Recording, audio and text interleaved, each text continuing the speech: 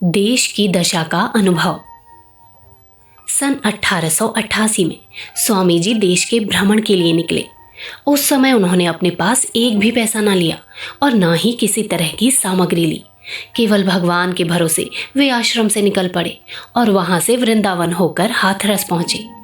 वहां का station master शरद चंद्र उनका भक्त बन गया और बड़े आग्रह के साथ उन्हें अपने यहाँ ठहराया। एक दिन उसने पूछा, स्वामी जी, आप उदास क्यों जान पड़ते हैं?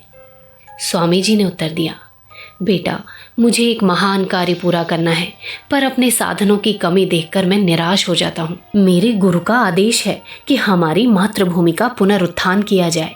भारतवर्ष से सच्ची आध्यात्मिकता गायब हो गई है और भूखमरी का भूत ही हर जगह घूम रहा है।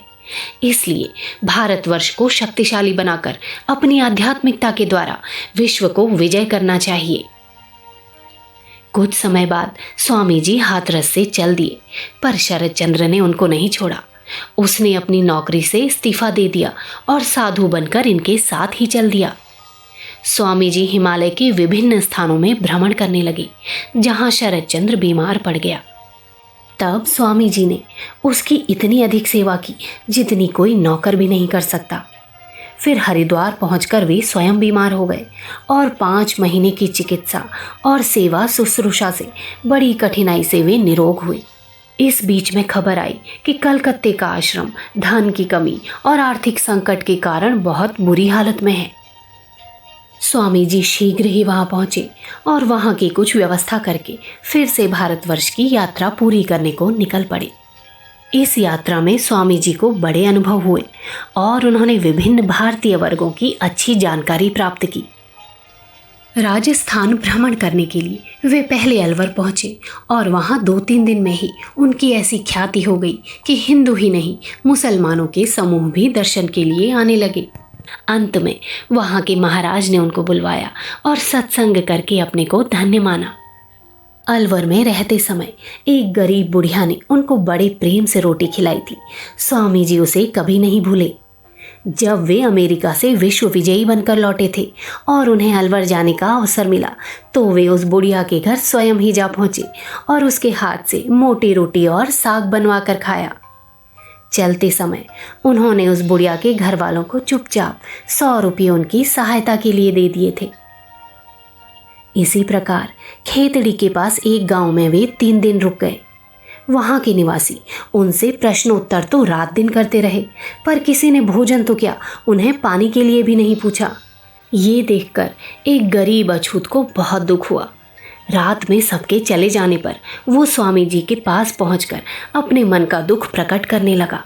स्वामी जी ने जब उससे रोटी लाने के लिए कहा, तो वो अत्यंत डर कर कहने लगा कि अगर मैं आपको रोटी खिलाकर भ्रष्ट कर दूंगा तो इस बात का पता चलने पर मुझे गांव से निकाल दिया जाएगा। स्वामी जी के बार बार आश्वासन देने पर ही वो 3-4 रोटियां दे गया और स्वामी जी ने उनमें अमृत के समान स्वाद पाया। बाद में जब वे खेतड़ी के राजा के गुरु बनकर उनके राजमहल में ठहरे, तो उन्होंने इस घटना का उनसे जिक्र किया। राजा साहब ने उस अछूत को बुलवाया। पहले तो वो बहुत घबराया और क्षमा मांगने लगा, पर राजा ने उसकी बहुत प्रशंसा की और उसे इनाम देकर उसकी गरीबी को दूर कर दिया। काठियावाड़ की लिंबड़ी नामक जगह में स्वामी जी सन्यासियों के एक आश्रम में ठहर गए, जो वास्तव में वाम मार्गी थे। उन्होंने स्वामी जी को भी अपने भैरवी चक्र में शामिल होने को कहा, परंतु जब स्वामी जी ने उनके इस प्रकार के व्यभिचार कर्म और बुरे कार्यों से घृणा प्रकट की, तो उन्होंने स्वामी जी को एक कोठरी में बंद कर दिया और उन्हें मारने का भय दिखाने लगे। स्वामी जी बड़ी कठिनाई से उनके फंदे से छूटे और उन लोगों को भ्रष्ट कार्य करने के अपराध में गिरफ्तार करवाया। इस घटना से स्वामी जी के ब्रह्मचर्य व्रत की दृढ़ता का पता चलता है। मैसूर में भी महाराज ने उनका बड़ा सत्कार किया। एक दिन वहां के दीवान ने उनको कोई तोहफा देने का बड़ा आग्रह किया और चेक बुक देकर अपने सेक्रेटरी को साथ में भेज दिया कि शहर की सबसे बड़ी दुकान में स्वामी जी जो कुछ पसंद करें वही दिला दिया जाए।